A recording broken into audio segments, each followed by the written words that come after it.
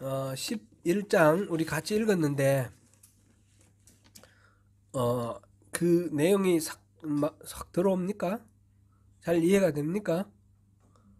좀 어렵지요.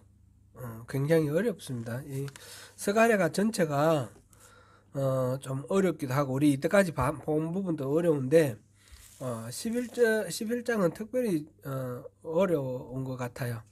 그래서 저도 주석을 이렇게 열심히 찾아봐야만 했고 이게 무슨 말인가 이해가 안 되는 그런 부분도 많이 있었습니다. 지금 8장까지 하고 9장, 10장, 11, 12, 13, 14 이게 이제 나눠진다 했지 않습니까? 8장까지는 8가지 환상을 기본으로 해서 하나님께서 회복을 약속해 주시는 그런 여러 가지 메시지를 환상을 통해서 이렇게 보여주셨어요. 그리고 금식에 관한 이야기를 통해서도 약속하셨고, 그리고 이제 9장부터 14장까지는 메시아에 대한 약속을 이렇게 보여주신다 했습니다.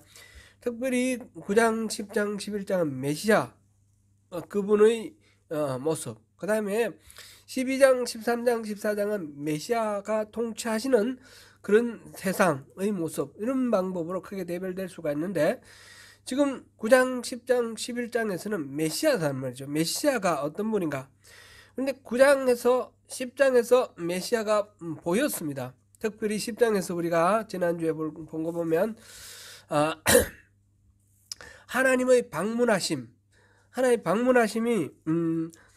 어떤 10장 우리 한번 볼게요. 10장 3절에 내가 목자들에게 노를 바라며 내가 숫 염소들을 벌하리라. 만군의 여호와가 그 무리 곧 유다 족속을 돌보아 그들을 전쟁의 준마와 같게 하리니, 여기서 다 파카드라는 동사, 같은 동사인데 방문하다 그런 뜻인데, 목자들에게 방문하시면 노를 바라는 심판, 그것이 되고, 그 다음에 유다 족속, 그 길 잃은 양 같은 유다 족속들을 방문을 하시면 돌보는 그런 의미가 된다, 그런 것을 우리가 봤습니다.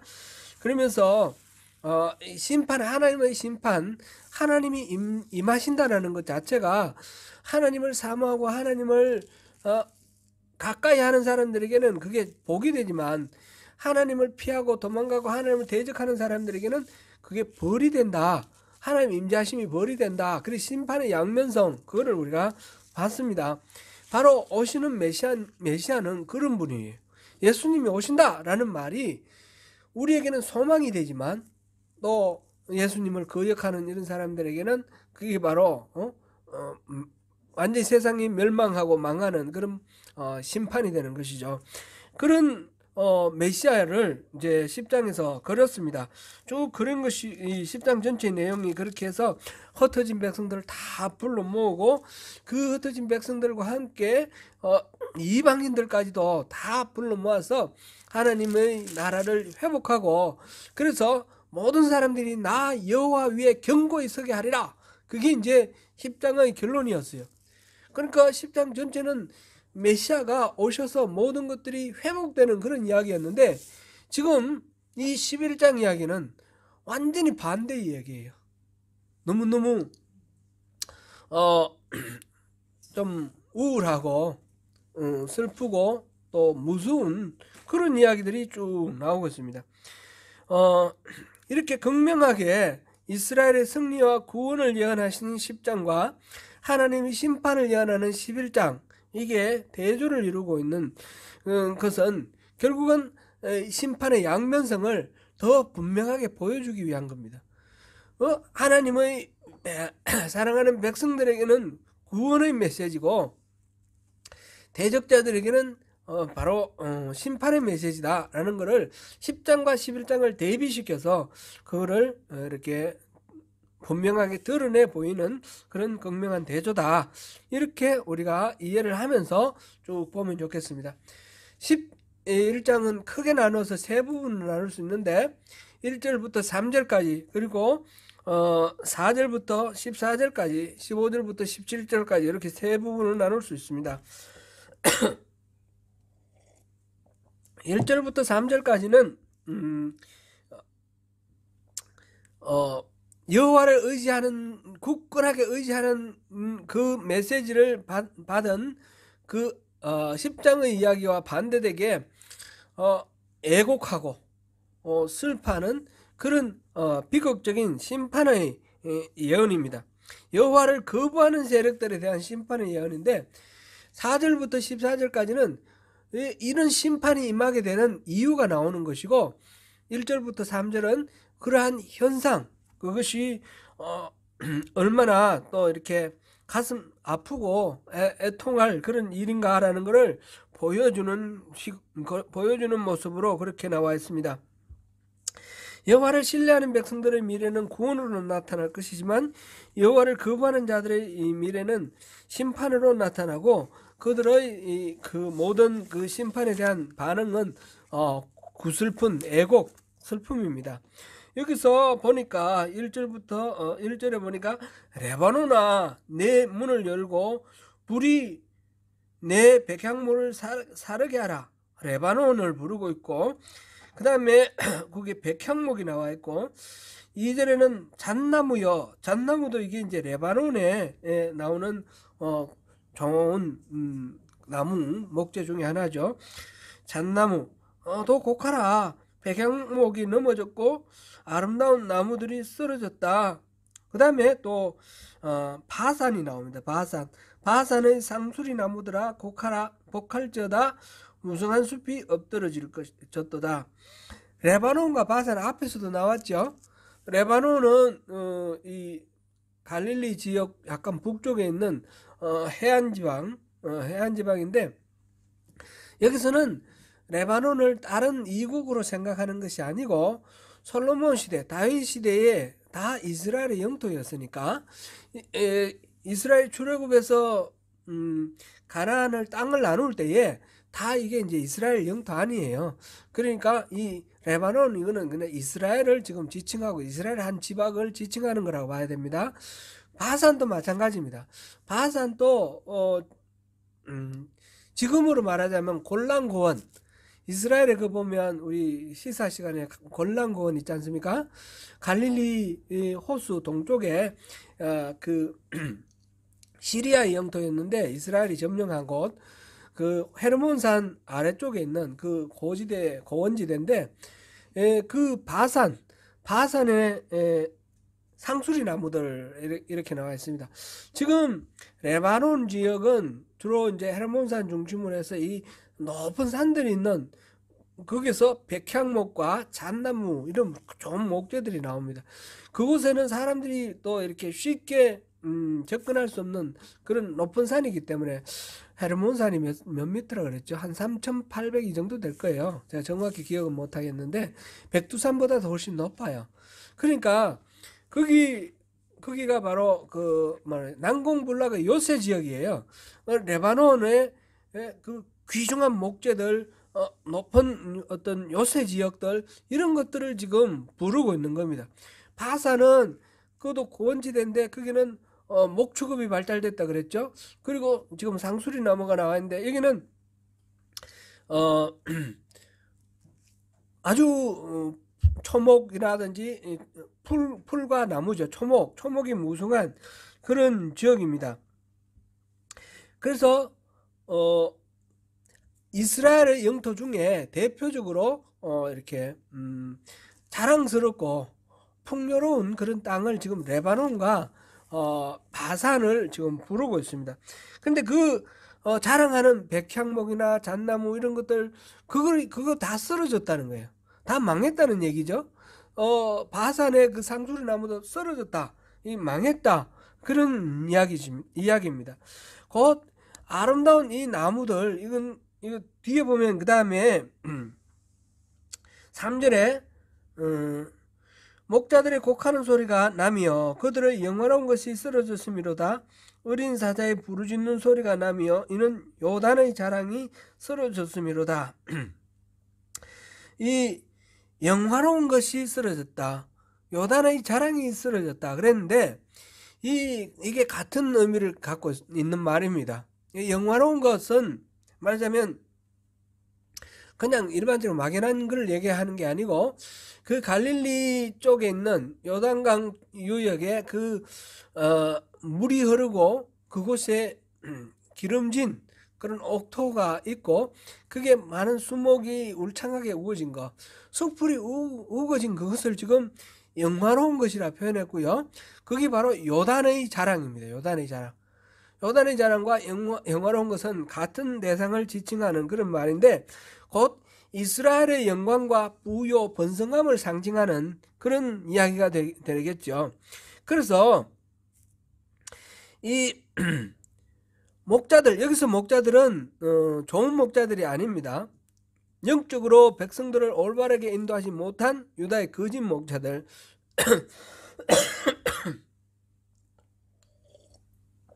부패한 통치자, 지도자 이런 사람들을 상징하는 말인데 곧 이렇게 백향목이 쓰러지고 또 잣나무가 쓰러지고 쌍수리나무가 쓰러지고 영화로운 것이 끝나고 뭐 요단의 자랑이 쓰러졌다. 이거는 전체 다가 나무가 쓰러졌다는 얘기를 하는 것이 아니라 이스라엘의 영화, 이스라엘의 번영 그런 것들이 다 이전의 모든 것들이 다 소멸되고 철저하게 황폐화되었다.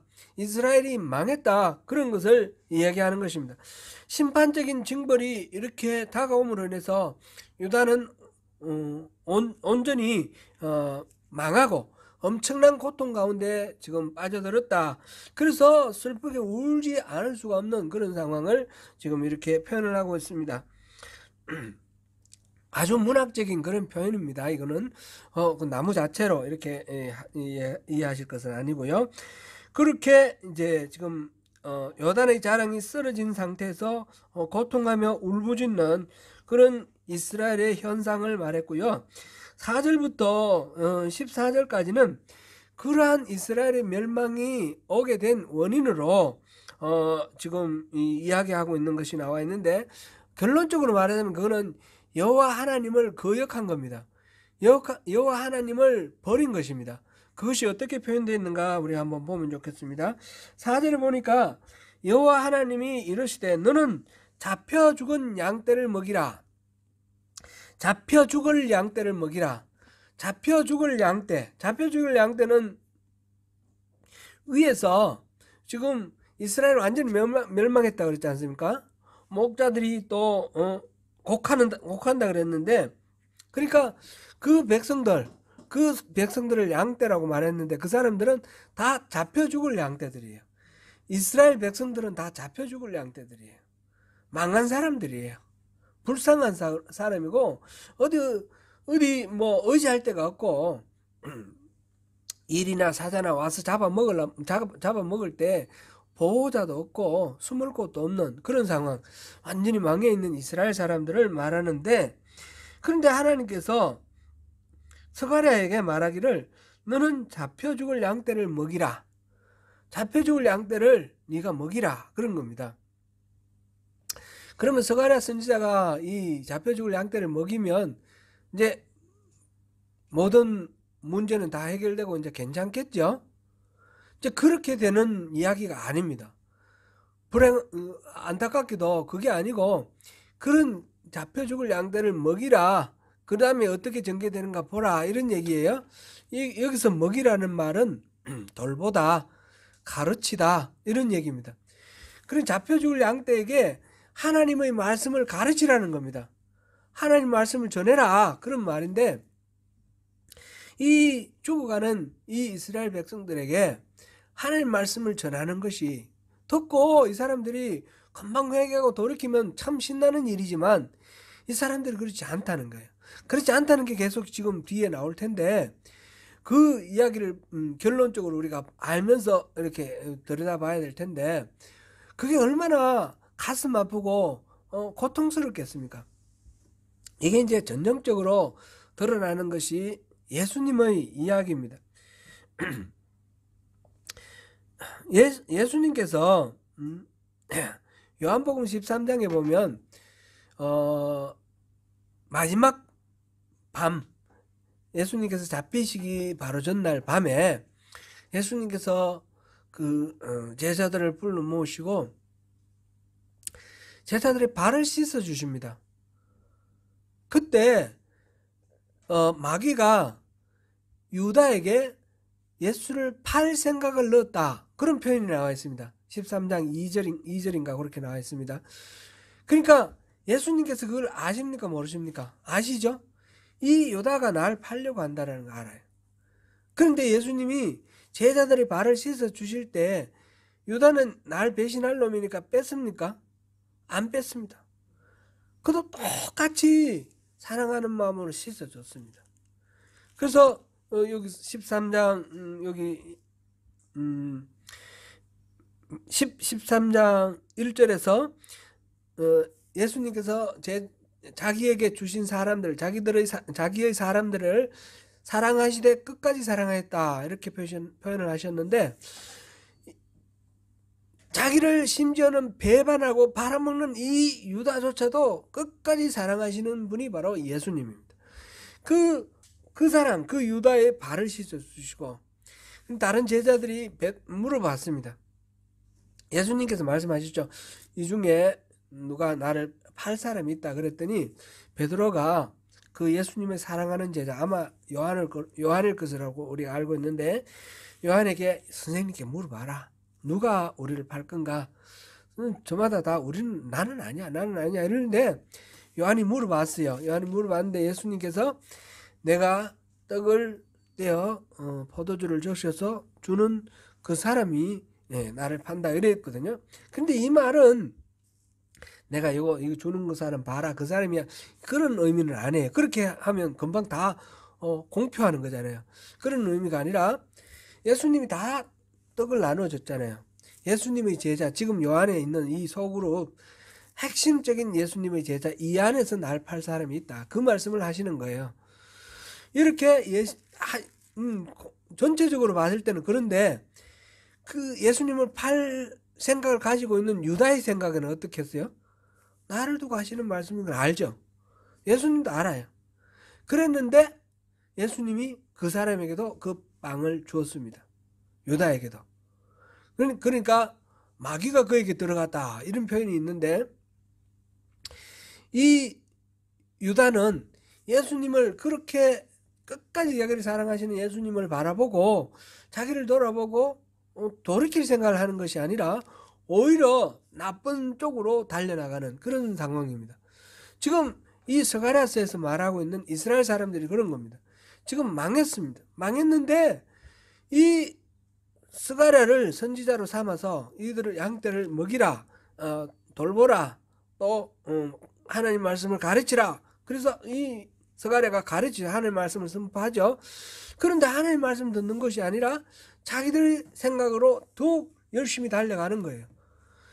지금 그 상황인데, 지금 5절 보니까 사들인 자들은 그들을 잡아도 죄가 없다 하고 판자들은 말하기를 내가 부유하게 되었은즉 여호와께 찬송하리라 하고 그들의 목자들은 그들을 불쌍히 여기지 아니하는도다. 양을 사들인 사람은 내가 샀으니까 잡아먹어도 상관없는 없다, 이렇게 생각하는 거예요. 내가 돈 주고 산 거니까 이건 나의 권리야. 파는 사람은 이걸 팔아가지고 내가 돈을 많이 벌었습니다. 부유하게 됐다. 하나님께 찬양 드린다. 하나님께 영광 돌린다. 이러는 거예요. 하나님이 이게 영광 받으실 일입니까? 하나님 사랑하시는 이 양떼들을 사고 파는 이 상황, 맡길 때 하나님의 마음은 이들을 잘 돌보고 잘 이렇게 받들으라, 섬기라, 그런 마음으로 하나님께서 정치적인 지도자나 종교적인 지도자로 삼은 거예요. 그들이 말하자면 목자로 삼은 거예요. 그런데 이 목자들이 자기들의 이익을 위해서 이 하나님께서 맡기신 하나님의 백성들을 사고 팔고 자기들의 이익과 욕심을 만족시키는데 이 하나님의 백성들을 활용하는 거예요. 그리고는 하나님께 영광 돌린다 그럽니다. 이건 하나님 뜻하고 영 상관이 없는 그런 상황입니다. 그랬을 때 하나님께서 너무너무 화가 나시는 거예요. 목자들이 불쌍히 여게 될 목자들이 그걸 목자들이 불쌍히도 여기지 않는다 그랬습니다. 그래서 6절에서 하나님이 말씀하시기를 내가 다시는 이 땅 주민을 불쌍히 여기지 아니하고 사람들을 각각 그 이웃의 손과 임금의 손에 넘기리니 그들이 이 땅을 칠지라도 내가 그들의 손에서 건져내지 아니하리라 하시기로. 이웃의 손과 임금의 손, 이거는 이방의 강한 제국들, 강대국들, 침략자들, 그들의 손에 맡겨버리는 거예요. 그들이 와서 이스라엘을 멸망시키고 유다 백성들을 죽이고 또 포로로 끌고 가고, 그렇게 하더라도 하나님께서 지켜주지 아니하시겠다라고 말씀하시는 거예요. 내버려 둘 것이다. 그런 상황에서 스가랴가 이 잡혀 죽을 양떼를 위해서 하나님 말씀을 전하고 이들을 돌보고 하는 먹이는 거, 이 양떼를 먹이는 상황을 한번 상상해 보십시오. 그게 7절입니다. 참으로 가련한 양들이라. 너무너무 이 목자들, 못난 목자들 때문에, 나쁜 사악하고 못된 목자들 때문에 이 양떼들이 이리저리 팔리고 잡아먹히고 이런 상황을 보고 너무너무 가련하게 생각합니다. 그런데 여기서도 그러면 이제 하나님이 역전시켜 주신다, 그 얘기가 아니에요. 지금 보니까 막대기 둘을 취하여 하나는 은총이라 하며 하나는 연합이라고 양떼를 먹일세. 양떼를 칠 때에 양떼를 치는 방법으로 두 가지 막대를 사용한다는 거죠. 두 가지 방법을 사용한다는 겁니다. 하나는 은총이라는 방법, 하나는 이 연합이라는 방법. 개역 성경에는 연락이라고 그랬습니다. 연락보다는 연합이 더 적절한 표현 같아요.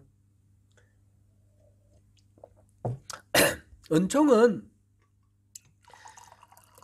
하나님께서 이 양떼를 먹이시는데 하나는 은총이고 하나는 연합인데, 이 은총은 우리가 뭐 쉽게 판단할 수 있겠죠. 하나님이 값없이 베풀어 주시는 은혜인 겁니다. 하나님이 은혜 베풀어 주셔서 이 양떼를 돌보고, 또 하나는 연합입니다. 양떼들, 그러니까 외부적으로 적이 온다든지 뭐 물자가 필요하다든지 이런 거는 하나님 은혜로 다 채워주는데, 내부적으로 서로 사랑하고 아끼고 결속하고 이런 것들, 그거는 연합이라는 막대를 통해서 해주는 겁니다. 그러니까 이 공동체가 아름답게 번영하고 존재하기 위해서는 외부에서 하나님의 은총이 주어짐과 동시에 내부적으로 서로 연합하고 사랑하는 그런 외적인 힘과 내적인 힘이 같이 묶일 때에, 조화를 이루고 묶일 때에 이 공동체가 건강하고 아름다운 공동체가 되는 거죠. 이 두 가지, 말하자면 위에서부터 아래로, 그 다음에 연합은 수평적으로, 이 말은 십자가의 형상입니다. 하나님과 나와의 관계, 이거는 은총. 그 다음에 연합, 이거는 이웃들과의 관계, 이웃사랑, 이거는 이제 연합, 이렇게 표현되어 있는 것입니다. 예수님께서 말씀하시는 제일 큰 계명, 하나님을 사랑하라, 마음을 다하고 뜻을 다하고 목숨을 다해 주 너희 하나님을 사랑하라, 이거하고, 그 다음에 내 이웃을 내 몸과 같이 사랑하라, 같은 원리죠. 이 두 가지가 서로 조화를 이루어서 잘 이렇게 균형을 이루고 있을 때에 이 공동체가 건강하고 바른 공동체가 된다, 그런 거죠. 이 둘을 취해서 이렇게 양떼를 먹였는데, 8절에 한 달 동안에 내가 그 세 목자를 제거하였으니 이는 내 마음에 그들을 싫어하였고 그들의 마음에도 나를 미워하였습니다. 한 달 동안은 꼭 뭐 30일, 한 달, 이게 의미를 갖는 것이 아니라 짧은 시간이라는 뜻입니다.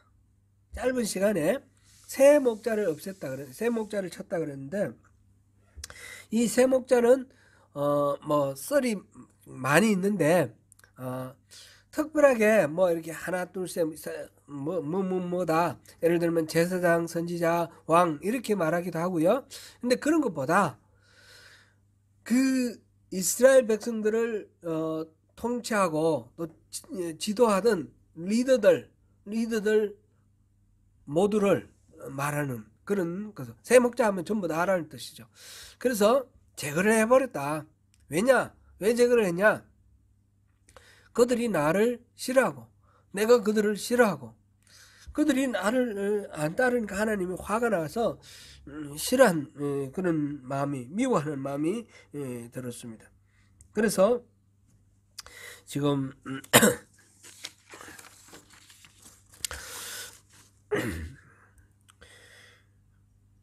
그렇게 해서 한 달 동안에 잠깐 동안에 그 리더들을 쳐버렸습니다. 그리고는 이제 9절에 내가 이르되 내가 너희를 먹이지 아니하리라. 먹이고 이제 하나님 말씀 전하고 그래도 하나님 말씀 전하고 그랬는데 이들이 이제 계속 순종하지 않고 대적하고 거역하고 하나님 말씀을 어기기 때문에 그래서 나 이제 더 이상 안 먹이겠다. 하나님께서 그렇게 말씀하시는 거예요. 선언하시는 거예요. 이 스가랴 선지자를 통해서 죽는 자는 죽는 대로 망하는 자는 망하는 대로 나머지는 서로 살을 먹는 대로 두리라.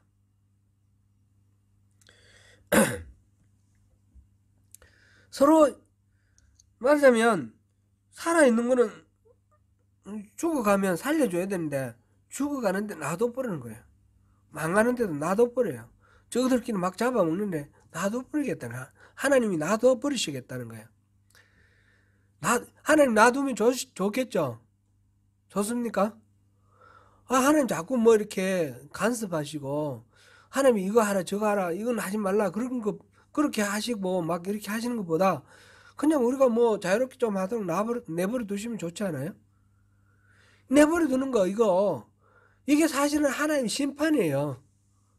하나님이 말씀을 주시고 이렇게 하라 순종하라 하는 게 은혜인 것이고 좋다 그러면 너무 마음대로 한번 해봐라. 죽을 놈은 죽고 살 놈은 살고 망할 놈은 망하고 내버려 두겠다 내가. 이제 그게 사실은 하나님의 가장 화가 났을 때 하시는 심판의 방법인 거예요. 로마서에도 그런 말 나오죠. 로마서 1장 한번 찾아볼까요?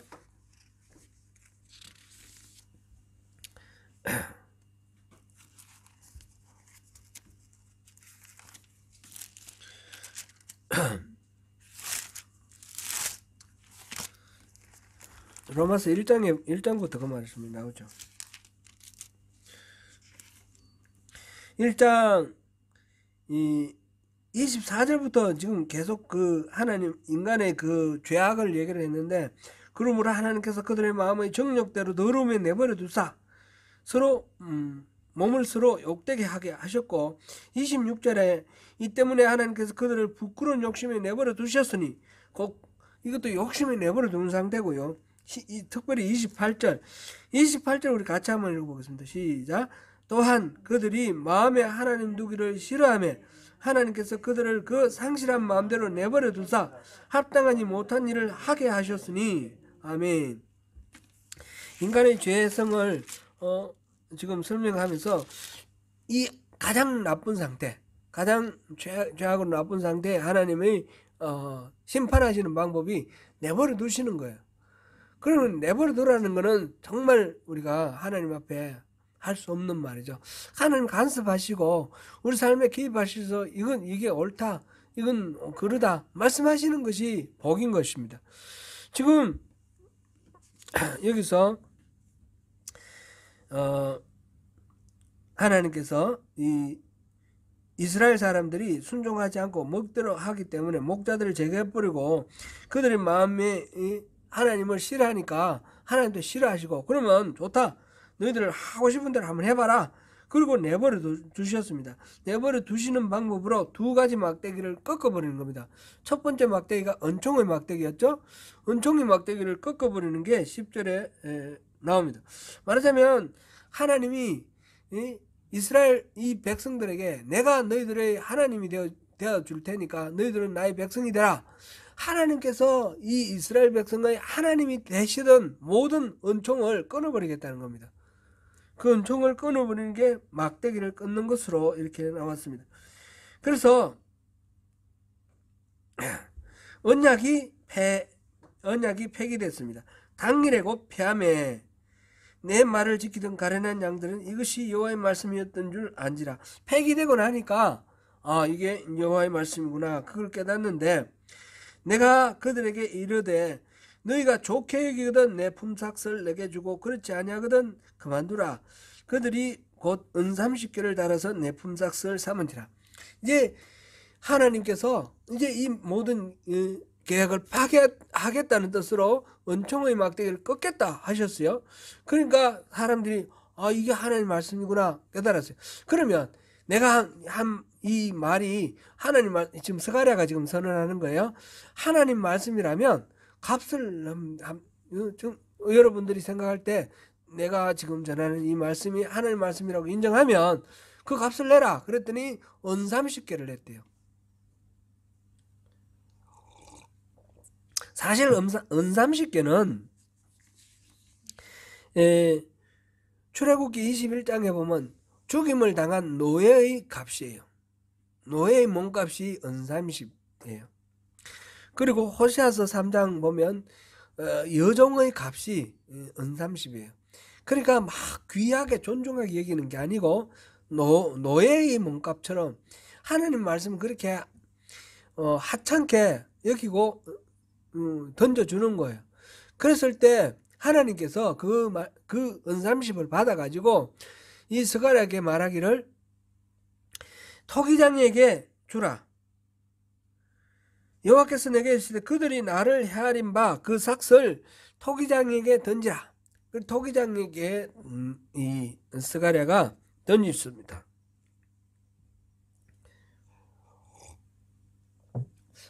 토기장이 이야기는 예레미야서에 나옵니다. 예레미야서 18장에 보면 그 하나님께서 예레미야에게 토기장이에게 가라. 그 토기장이가 진흙을 가지고 이렇게 일하는 걸 보고 또 이렇게 마음대로 토기장이가 그 마음에 안 드는 토기를 부수고 하는 걸 통해서 하나님의 주권을 그렇게 인정하는 것이죠. 그래서 말하자면 토기장이에게 이 은 30을 주라 이 말은 토기장이가 알아서 마음대로 하게 하라. 토기장이는 누구예요? 하나님이에요. 하나님.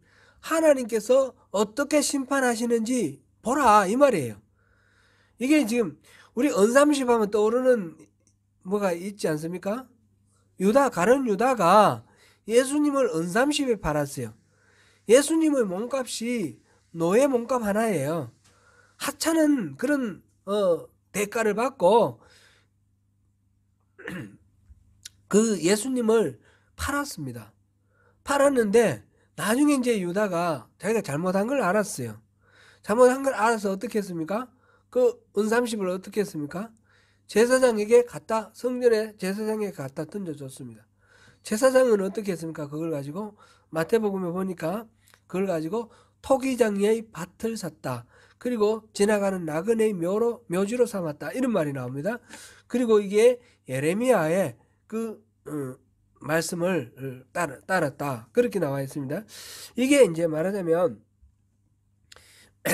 하나님의 이 심판에 맡기라. 이스라엘 사람들이 지금 은총의 막대기를 이제 꺾는 것을 보고 하나님의 그 말씀에 대한 대가를 지불을 했는데 그게 하나님의 말씀에 대해 정당한 대가를 지불하지 못하는 거죠. 은 30을 주니까 그걸 토기장에게 맡기면서 하나님께서 이들을 어떻게 심판하는지 보라 그런 거죠. 지금 이 유다에게도 그렇게 토기장의 밭을 사서 그 은 30을 제사장이 그렇게 하는 거는 하나님의 심판에 자기들은 어떻게 할 수가 없다. 하나님 심판에 맡긴다. 그런 의미를 갖는 것이다. 이렇게 볼 수 있겠습니다. 이렇게 이제 은총의 막대기를 꺾어버리고 또 하나의 막대기가 뭐 있습니까? 연합의 막대기도 끊어버리고 그래서 내부적으로 막 갈등이 생기고 서로 막 미워하고 정하고 이런 분열과 갈등이 생겨서 이 공동체가 외부적으로 오는 어떤 은총의 보호, 하나님이 주시는 은총 이게 없어졌을 뿐만 아니라 서로에 대한 신뢰와 사랑과 이런 것들이 다 깨져버리는, 그리고 공동체가 지리멸렬 부서질 수밖에 없는 그런 상황, 그게 바로 또 심판이죠.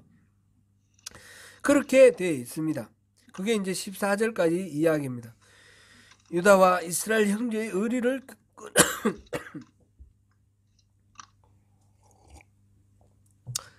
의를 끊으려 함이라. 이게 이제 유다와 북왕국, 남왕국 유다와 북왕국 이스라엘 이미 망한 지 지금 뭐 300~400년 지났고, 이 유다도 망한 지 지금 100년이 넘었는데, 그거를 지금 두 왕국을 말하는 것이 아니라 이스라엘과 유다는 이 이스라엘 민족 공동체에서 분열되었던 것을 말합니다.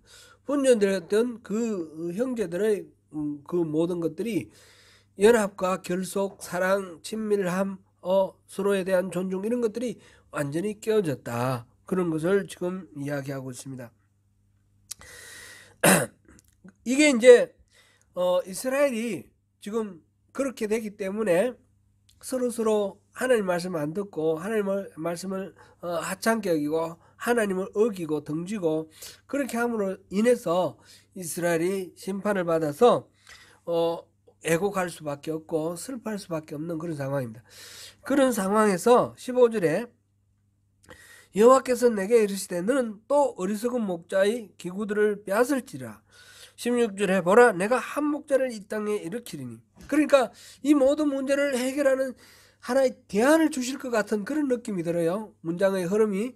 그런데 그게 아니에요. 지금 계속해서 이 11장 전체는 이스라엘의 잘못된 것들을 이야기를 하고 있는데, 이 내가 한 목자를 이 땅에 일으키리니 하는 이 목자는 잘못된 목자예요. 나쁜 목자. 그래서 어떤 그 목자의 특징이 뭡니까? 이 목자들의 기구를 뺏으라는 말은 이것들이 갖고 있는 기구가 양떼들을 괴롭히는 기구예요. 옆구리를 찌르고 등을 두드리 패고 이런 괴롭히는, 압제하고 착취하는 그런 기구들인데, 그걸 다 뺏으라 그랬는데, 근데 이 나쁜 목자를 세울 텐데, 어떤 목자냐면 없어진 자를 마음에 두지 아니하며 흩어진 자를 찾지 아니하며 상한 자를 고치지 아니하며 강건한 자를 먹이지 아니하고 오히려 살찐 자의 고기를 먹으며 또 그 굽을 찢으리라. 설명이 필요 없죠. 이 목자는 이 공동체를 사랑하고 아끼고 보호하고 섬겨야 됩니다.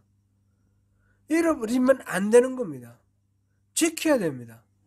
그리고 강한 자에게는 더욱 이렇게 힘을 북돋워야 되고, 약한 자에게는 특별한 배려와 사랑으로 보호해주고, 그래서 살려야 되는 겁니다. 그런데 그렇게 해야 할 일 아무것도 안 하겠다는 겁니다. 아무것도 안 하는 정도가 아니라 오히려 살찐 자의 고기를 먹으며 이 양을 잡아먹는 겁니다. 목자들이 양을 돌보고 살려야 되는데 오히려 자기의 욕망을 채우기 위해서 양을 잡아먹고 그 굽을 찢으리라.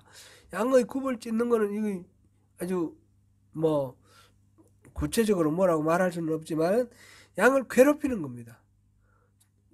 편안하고 안락한 삶을 못 살도록 만드는, 그런 위험하게 만들고 고통스럽게 만드는 그런 장면입니다.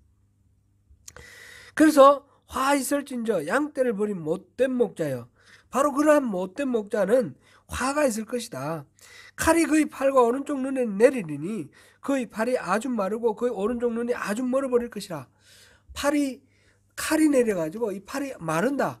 힘을 하나도 못 쓰는 완전 그런 상황이 되고, 또 눈이 어두워져서 안 보이는 그런 상황이 될 거다. 그러니까 이거는 뭐 칼로 쳐서 팔을 자른다는 얘기가 아니고, 지금 하나님께서 그들이 자랑하는 모든 힘, 그들이 믿는 어떤 배경, 이런 모든 것들을 다 헛되게 만들어 버린다는 거죠. 그래서 아무 맥을 못 추는 그런 것으로 만들겠다. 그러니까 지금 11장 전체는 나쁜 목자들로 인해서 이스라엘 백성들이 나빠졌고 그들이 엉뚱한 길로 헤매고 있고, 그런데 그 대표로 이런 나쁜 목자들을 이렇게 세울 텐데, 그들은 그렇게 돌봐야 될 양들을 돌보지 않고 잃어버리면 그만이고, 찾지도 않고, 또 강한 자에게 먹을 것도 안 주고 약한 자는 돌보지도 않고, 서로 잡아먹도록 놔두기도 하고 자기가 또 잡아먹고, 이런 엉망진창의 나쁜 목자들, 이런 목자들이 있는 거예요. 지금 여기 이제 11장 전체 이야기입니다. 이건 뭔 얘기하는 것 같습니까? 인간 목자들로서는 해결책이 없다. 진짜 목자가 나와야 되겠다. 지금 스가랴가 잡아먹힐 그런 양들, 잡혀 죽을 양떼들을 먹인다 그랬습니다. 그게 스가랴가 바로 진짜 참된 목자가 어떤 목자인지를 보여주기 위해서 예표로 나와 있는 그런 역할입니다. 그래서 이런 모든 목자가 아니라 오실 메시아는 이 모든 목자들과 전혀 다른 참된 목자다. 진짜 목자다. 여기 말에 서술되어 있는 모든 나쁜 목자들의 반대로 가는, 그래서 참으로 양떼들을 보살피고 지키고 사랑하고 그렇게 하는, 그래서 두 가지 막대기가 있었지 않습니까? 은총의 막대기와 연합의 막대기가 제대로 기능하는 그런 두 막대기를 가진 참된 목자, 그 목자가 와야지 이 모든 일이 해결이 된다는 겁니다. 그 목자가 지금 9장, 10장, 11장에서 말하는 메시아다, 그런 얘기입니다. 이 메시아가 오면 그 다음에는 12장, 13장, 14장은 또 어떻게 전개되는지 우리가 가서 보겠습니다. 지금 어느 시대나 메시아를 거부하는 움직임들이 있어 왔습니다. 그러므로 성도들은 지금 메시아를 거부하고 부정하고 핍박하는 그런 사회 현상 때문에 낙심하거나 실망하고 좌절할 것이 아니고, 언제나 참된 하나님의 그 약속은 반드시 이루어질 거라는 것을 믿고 그것을 붙들고 살아야 됩니다.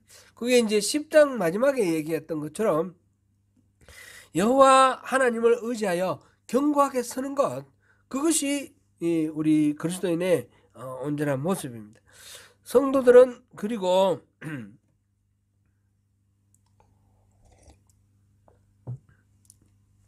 바른 판단력을 가지고 영적 분별력을 가지고 하나님의 교훈을 잘 듣고 순종해야 합니다. 그리고 성도들은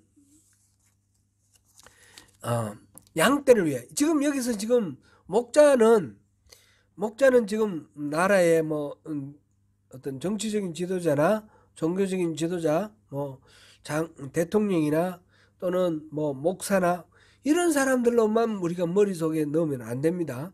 이 목자는 우리 모두가 목자인 겁니다. 우리들에게 맡겨진 양떼들이 있습니다.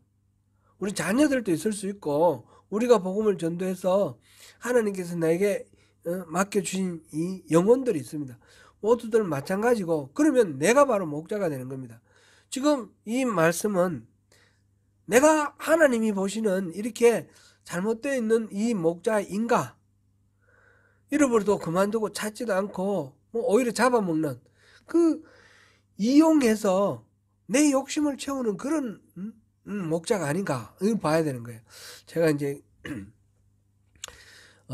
한국에 있을 때 옛날인데 벌써 30년 정도는 된 것 같아요. 이제 우리 직장 생활하는데 신우회가 있었어요. 신우회의 한 멤버가 이야기를 했어요. 자기 교회에서 요즘 그 전도